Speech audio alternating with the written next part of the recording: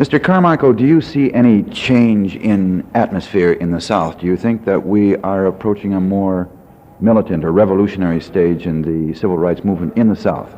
Yes, I certainly think so. I think we're moving now into a political arena.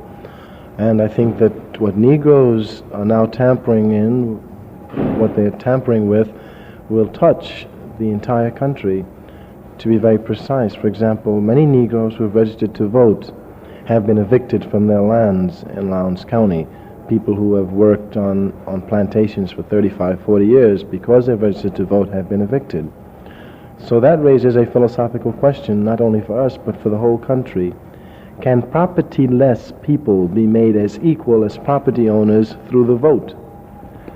Do you think the formation of your party, the Black Panther Party, is perhaps contributing to the change in atmosphere and making it, in fact, more explosive?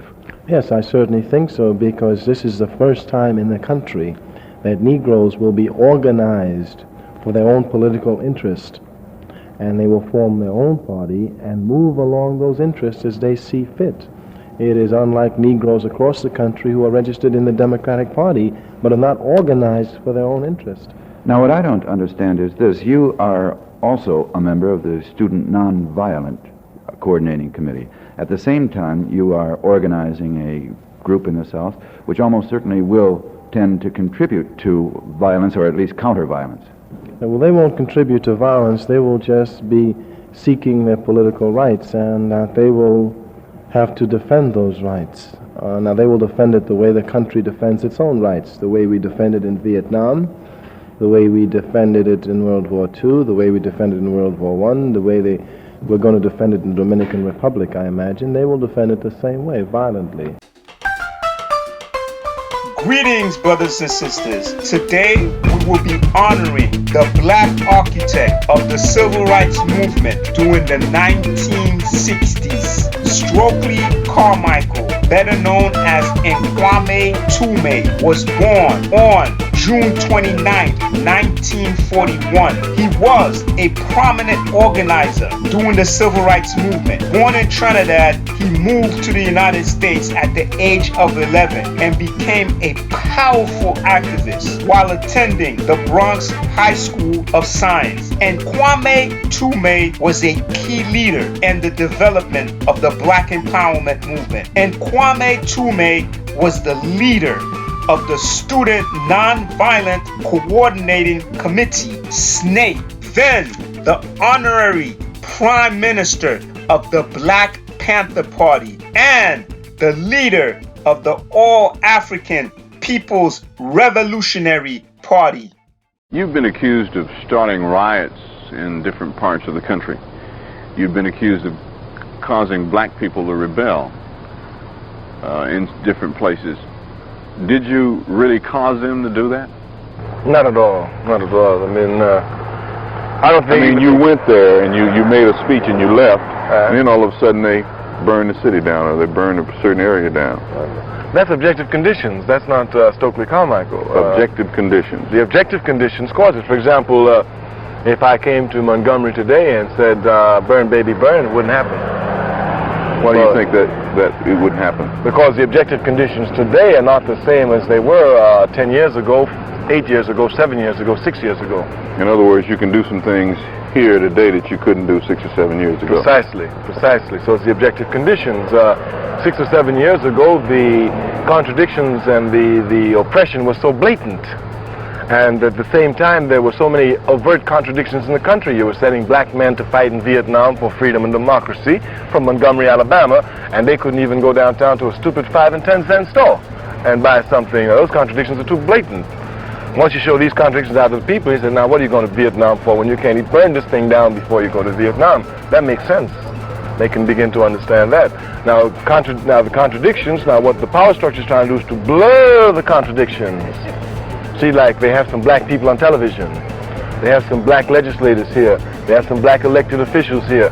They put a few black people here to make it appear as if things are getting better. They're not as bad as they are. And of course, what happens is in this period, the people just take stock of what's going on. Everybody knows things are not getting better. As a matter of fact, they're getting worse. A lady I just met a few minutes ago from Birmingham told me, she said, son, everything is going up except labor.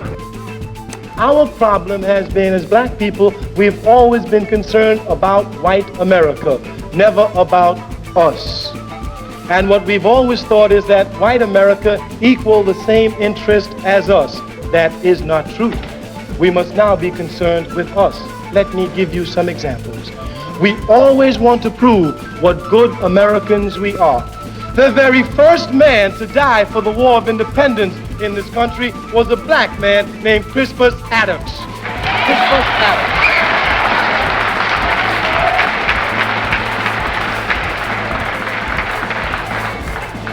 He was a fool.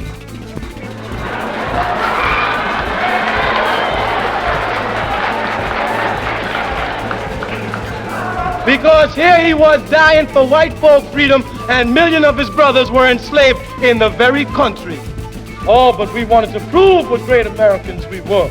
We begged the white folk to let us fight in the War of Independence, and they said no. So we organized ourselves in bands of armies, training ourselves with our bare foot to prove to the white folk what great Americans we were. Please let us fight, white folk. And finally they came and inspected our troops and said, good niggas, you can fight. And they had us fighting the Indians. Like fools, we should have teamed up with the Indians and take care of you know who.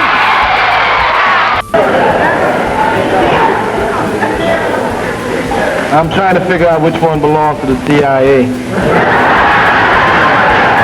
Nick, it was once one of the only places we could run to for safety when we started to work in Mississippi in 1961 and 62. So that it's sort of like coming home when we come back to Tuvalu. Now I want you to, before I begin, to take a look at all of the pressmen before you. You will notice that not one of them are black.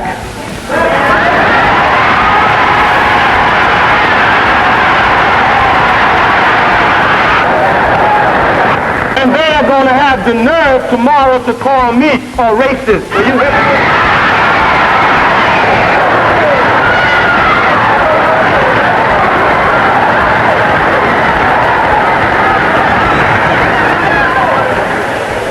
Understand how the honkies are. They don't recognize their own racism. I understand that I'm following the great white father, Bobby Kennedy. I understand last night he told you a couple of things. Now I want to put some of them in perspective for you.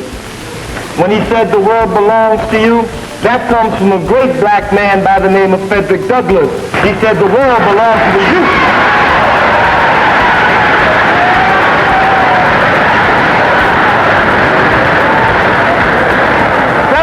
I understand that Bobby urged us to stand up and speak out against injustice. Well, we could tell him that we don't need anybody to tell us to stand up anymore. Not only are we going to stand up, we're going to right the wrongs of our people in this generation.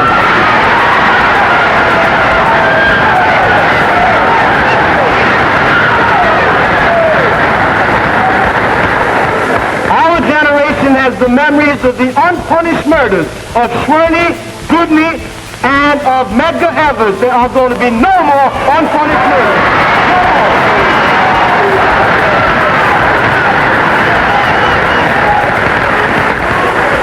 They've been telling you that the kids in Nashville started a riot. Number one, you ought to recognize it is not a riot, it is a rebellion. A rebellion. And number two, you ought to be proud of your black brothers and sisters at Fifth, because the honky cop touched one of them and they told him you got to touch all of us.